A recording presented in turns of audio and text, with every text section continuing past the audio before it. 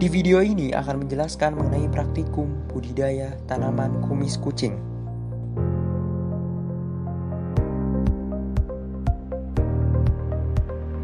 Tanaman kumis kucing merupakan salah satu tanaman obat herbal yang banyak dibutuhkan dalam industri obat tradisional di Indonesia.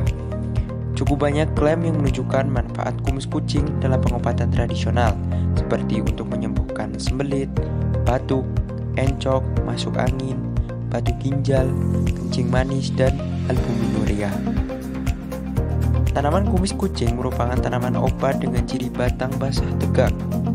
Tanaman ini berasal dari wilayah Afrika, kemudian saat ini sudah menyebar sampai ke wilayah Asia dan Australia. Manfaat dari tanaman kumis kucing sangatlah banyak. Daun kumis kucing, basah maupun kering, dapat digunakan sebagai bahan obat-obatan herbal. Daun kering biasanya dipakai sebagai obat untuk memperlancar keluarnya air kemih.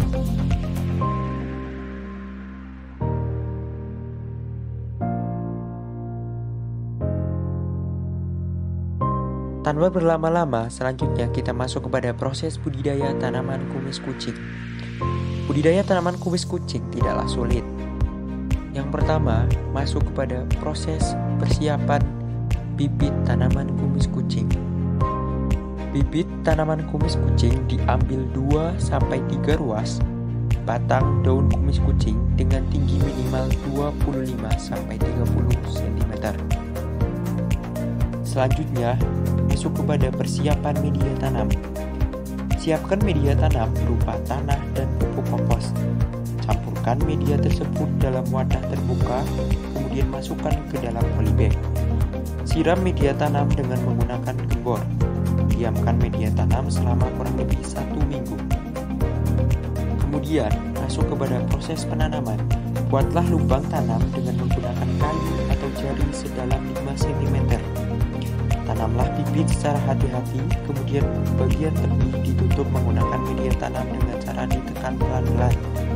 Siramlah dengan sprayer selama 1 minggu pertama setiap hari. Berikutnya bisa disiram 2 kali sehari. Tempatkan polybag 1 minggu pertama di tempat yang terkena sinar matahari pagi tetapi tidak terkena hujan. Kemudian setelah 1 minggu bisa ditempatkan di ruang terbuka. Selanjutnya, proses pemeliharaan. Yang pertama, penyulaman dilakukan pada 1 minggu pertama jika ada bibit yang tidak tumbuh. Kemudian, penyiangan dilakukan jika di sekitar tanaman terdapat gulma, dilakukan dengan dicabut secara manual dengan menggunakan tangan. Selanjutnya adalah pengendalian hama dan penyakit. Dilakukan jika terdapat hama dan penyakit yang melebihi batas kewajaran. Jika terdapat hama walang atau ulat, bisa dibuang secara manual menggunakan tangan setiap pagi dan sore hari. Penyiraman. Penyiraman dilakukan setiap 2 hari, yaitu pagi dan sore.